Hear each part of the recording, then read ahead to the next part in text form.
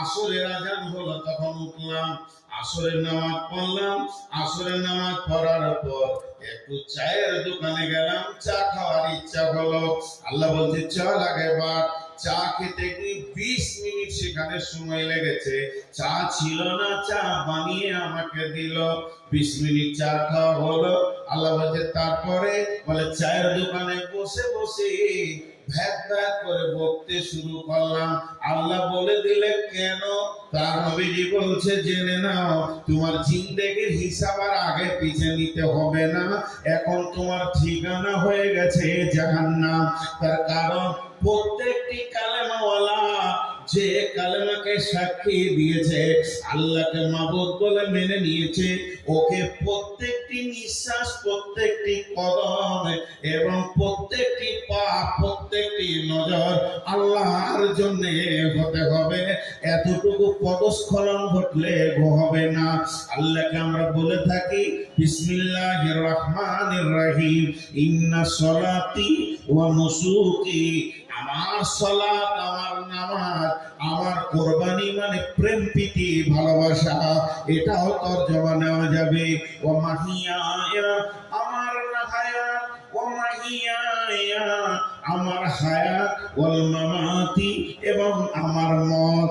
ওয়া মাহিয়ায়া লিল্লাহি রাব্বিল আলামিন ওয়া মামাতি লিল্লাহি রাব্বিল আলামিন, ইন্না সলাতি লিল্লাহি রাব্বিল আলামিন ওয়া নুসুকি লিল্লাহি রাব্বিল আলামিন। তার মানে আমার নামাজ আল্লাহর জন্য, আমার প্রেম প্রীতি ভালোবাসা নৈকট্য গ্রহণ করাটা আল্লাহর জন্য, এবং আমি যে বেঁচে আছি আমি আল্লাহর জন্যই বেঁচে আছি। পৃথিবীর অন্য কারোর জন্য আমি বেঁচে নাই। আমার জান শুধু আল্লাহর জন্য এই দুনিয়াতে রয়েছে।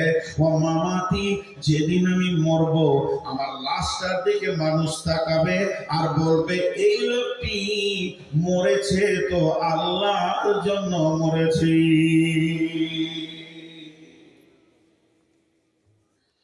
আল্লাহর জন্য বাঁচা আর আল্লাহর জন্য মরা অনেক কঠিন। চারটাই ফিউজ হয়ে যাবে, একটা টিম পাম্প থাকবে না। নামাজ ধরেছি তাকবীরে তাহরিমা, আলহামদুলিল্লাহি রাব্বিল আলামিন আর রহমানির রহিম, আল্লাহকে খেয়াল নাই। কুলু বললাম, আল্লাহকে খেয়াল নাই। আল্লাহু আকবার, সুবহান রাব্বিল আযীম, আল্লাহকে খেয়াল নাই। সামি আল্লাহু লিমান হামিদা, আল্লাহকে খেয়াল নাই। সালাম ফিরা হয়ে গেল, আল্লাহকে খেয়াল নাই। নামাজটা লিখ। ওয়া নুসুকি, প্রেম, কুরবানি, মেহনত। মানুষ যখন মেহনত করে কোরবানি দেয়, জানের মুজাহাদা চালায়। কোরবানি মানে জবাই করাটাই খালি আমরা ধরে নিয়েছি। আল্লাহর নৈকট্য পাওয়ার বিভিন্ন অ্যাঙ্গেল, যে প্রেম দিয়ে আল্লাহকে পাওয়া যায় সেটাই কোরবানি। তোমার কোরবানি আল্লাহর জন্য। একটা উদাহরণ দিই, বুখারী, মুসলিম, আবু দাউদ, তিরমিজি, নাসাই নাই, উদাহরণ দিচ্ছি। এক ব্রেল পানি কিয়ামতের মাঠে, আর আল্লাহ একটা মুখ দিয়েছে আপনাকে জগ, বলছি এক জগ করে, এই বান্দা এটা কি? ও চা, ও চা। আমি যতক্ষণ থাকবো খাবো না, খেতে দেবো। 20 জনা খাবে আর 400 লোক দেখবে। তো খেয়াল করেন আমার দিকে। আল্লাহ বলছে বান্দা এটা কি রে? বান্দা দেখবে আল্লাহ পানি। একটা উদাহরণ দিচ্ছি, বলবেন না যে কত নম্বর হাদিস।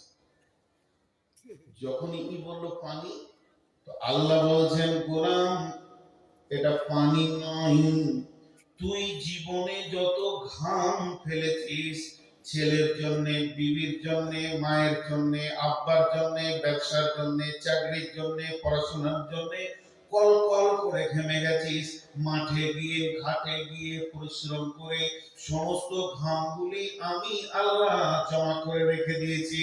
তোর জীবনের টোটাল ঘামটা 200 লিটারে পরিণত হয়ে গেছে। এখন তুই 1 লিটারের একটা জগ কেনে আর এমনি করে পানির মতো করে তোলার বল যে ঘামটা কেন ঝরেছে।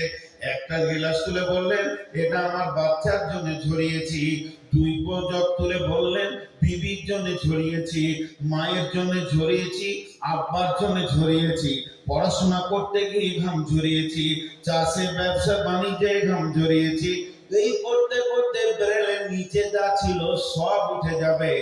এক জগ তুলে যদি তুই বলতে পারিস আমার এই ঘামটা আল্লাহর জন্য কলকল করে বেরিয়ে গেছে, মানুষের দরজায় দরজায় ঘুরেছি, আল্লাহ দিনের জন্য ঘুরেছি, মাদ্রাসার জন্য ঘুরেছি, মসজিদের জন্য ঘুরেছি, কতজন কত নোংরা কথা বলেছে, বেশি করেছে, লাভ দিয়েছে, তারপরেও আমি দরজায় দরজায় দরজায় ঘুরে এই অবস্থায় আমার ঘাম ঝরেছে। যদি আপনি বলতে পারেন আল্লাহ এই এক জগ ঘাম আপনার জন্য ঝরেছে, আল্লাহ বলবে তুই আমার প্রেমিক, আমি তোর প্রেমিক, গলায় জড়িয়ে ধরবে। কিন্তু আমাদের জীবনে এক ফোঁটা ঘাম আল্লাহর জন্য ঝরে না। এক ফোঁটা ঝরে না। তো মাফ করবেন, খারাপ মনে করে নিয়েন না, একই কথা দুরকম লেয়া হয়। কিছু মৌলানা আছে ওসরে সিজনে ফিতরা সিজনে কি কষ্ট করে,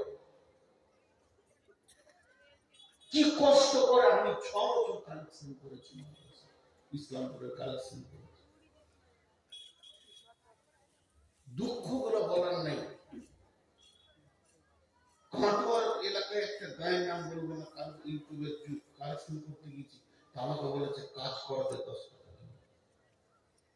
ছেলে মানুষ ছিলাম, একজন বিখ্যাত আলেম রিয়াদে আছে সৌদির বুকে, আমাদের আইন হাদিসের মধ্যে বীরভূমে একটা বাস স্ট্যান্ডে, আমি নাম করবো না কোনো জায়গায়, ঝরঝর করে কাঁদছে। আমি ওনাকে ওস্তাদ মনে করি। ওস্তাদ কি হলো, কোন রকম বের করতে পারলাম না, শেষকালে হাতে একটু বললো যে ভাই এই কাজটা বড় মুজাহাদার কাজ, মানে কেউ আঘাত দিয়েছে। আর একটা সত্য ঘটনা শুনেন, আল্লাহ ছাড়ে না, আল্লাহ ছাড় দেয় ছেড়ে দেয় না, কিছুদিনের ছাড় দেয় ছেড়ে দেয় না। হানাফিদের ভিতরে একটা মুফতি সাহেব কালেকশন করতে গেছে, কালমা গায়ের নাম বলতো, এরকম পেট উঁচু হয়ে আছে, যে ধানের মালিক, মোট দাড়ি নাই, নামাজ নাই, 50-60টা লোক কাজ করছে, খালি মুফতি সাহেব এতটুকু বলেছে মাদ্রাসা ছাদের কাজ চলছে, একটু ধরে খ্যাচ খ্যাচ খ্যাচ খ্যাচ বেচ্চুটি একদম নোংরা নোংরা কিস্তি করে গালি দিয়ে উনি ঝরঝর করে কাঁদতে কাঁদতে বেরিয়ে গেলেন। এরা বলবে আল্লাহ তোমার জন্য ঘাম পেয়েছে। উনি বেরিয়ে গেলেন, আল্লাহ কেমন সাজা দেখে, ছেলেটাকে বলছে গাইটা নিয়ে গায়ে দুধ, গায়ে দুধ গালবে, দুধ দোয়াবে, বের করবে, এমনি করে গাড়িটা নিয়ে বসেছে। আল্লাহ গাইটাকে বলছে মা, চোপাতে মা, জীবনে মারে না ভাই, এমন এখানে মেরেছে, এই হাত এখানে পেয়েছে, ৭৫,০০০ টাকা খালি অপারেশন খরচা, পিজিতে ২৭ দিন এরকম বাঁধা ছিল। ফিরে এসে মুফতি সাহেবের পায়ে ধরেছে, অন্যায় কথা বলেছিলাম তার জন্য আল্লাহ সঙ্গে সঙ্গে দিয়েছে। ভাইয়েরা আমার, তাহলে জিন্দেগি আমানত, এটা আল্লাহ কিনে নিয়েছেন, এবার এটা আল্লাহর রাস্তায় ব্যয় করতে হবে।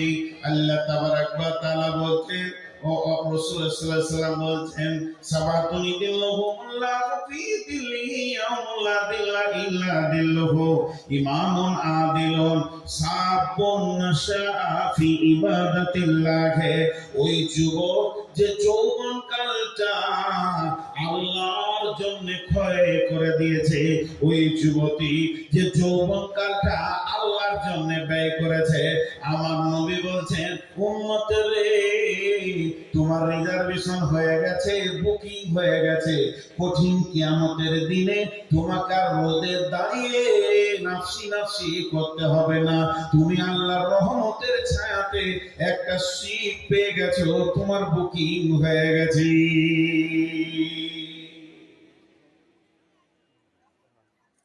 তো জিন্দেগির তিলে তিলে হিসাব লাগবে। এখানে যতগুলি লোক আছেন যারা সংসারের গাইড হিসেবে, ম্যানেজার হিসেবে চলছেন, ওকে জিজ্ঞেস করেন আপনার সংসারের খরচ কত? প্রতিদিন 500, 1000, 1500, 2000, যার যেমন সংসার। আল্লাহ সংসারের খরচ একজন বাংলাদেশে বুঝে খরচ নেই।